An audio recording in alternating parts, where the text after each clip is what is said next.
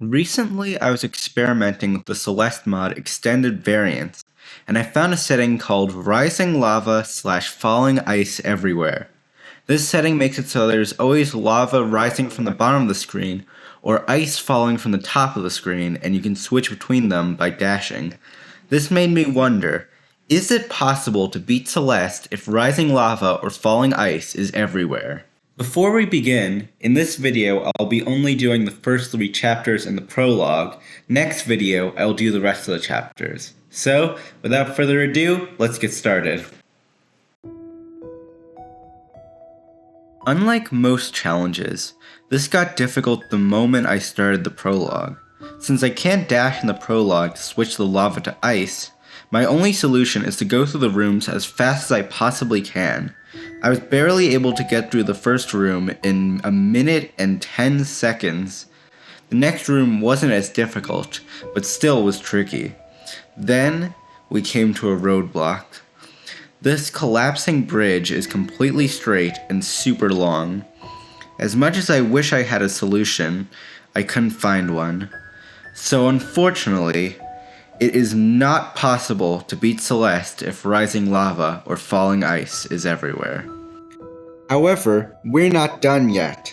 While I may not be able to beat the entirety of Celeste, I can still figure out how much of the game is possible.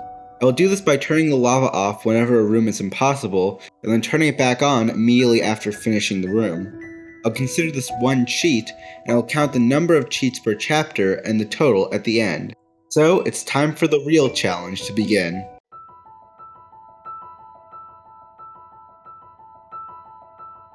Chapter 1, unlike the prologue, was relatively easy. Here, I learned a lot of tricks for this challenge. One is, if I need to mainly go up or down, I want to dash as little as possible. Also, I will sometimes have to stall so the lava or ice will catch up to me.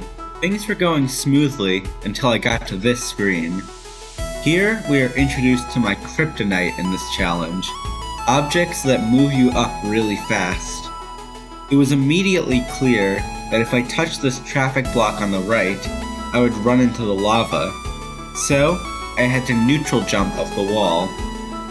For those that don't know, neutral jumping is a way to jump up a wall without consuming stamina by wall jumping without holding a direction and then holding back into the wall. Now, I kinda suck at neutral jumping, but after a while, I was able to get it and clear the screen. So, we can move on to Chapter 2.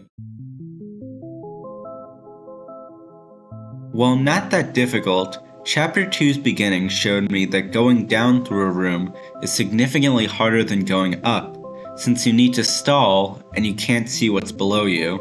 After a few more rooms like that, I unlocked dream blocks, which were mostly helpful, but were sometimes a problem. Here, you're supposed to take this dream block directly up, but if you do, you run into the lava. So, I had to dash diagonally through the dream block and then perform a dream grab to get to the platform.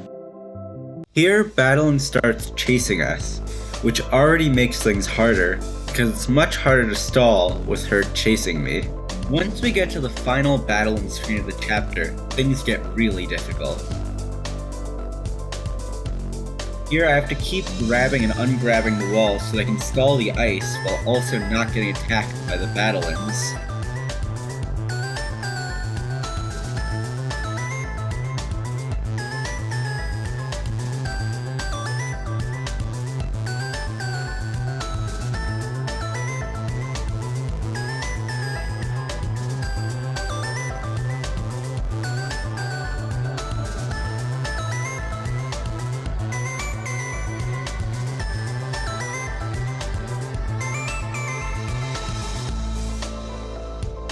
The worst part of this section is the ending, because there's not much room, and you have to dodge all 5 Battleins. I almost died, but I finally was able to beat this room after 20 straight minutes of attempts. I beat the rest of the chapter with relative ease, so let's move on. This chapter was pretty hard for a few reasons. The main one was having to balance the cycles of the lava and the cycles of the dust bunnies. This led to some rooms having tight timings. After some work, I managed to clean up the hotel and get to the roof. First room with Oshiro was very difficult. At first I wasted a lot of time because I didn't see a touch switch I had to get. After 12 minutes of attempts, I just managed to beat it by the skin of my teeth. The second room wasn't as hard as the first, and neither was the third room. In the fourth room, I had to go as fast as possible, and this only left the final room of the chapter.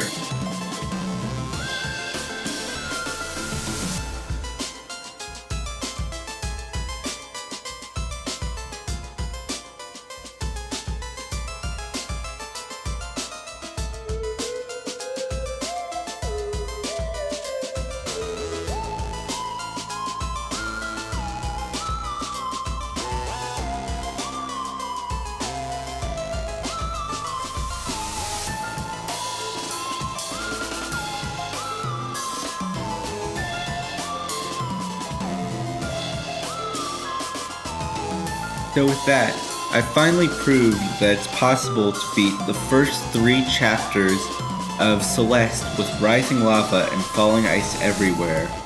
And the only time I needed to cheat was in the prologue. But the question is, can I keep this streak up, or will the next chapters force me to cheat?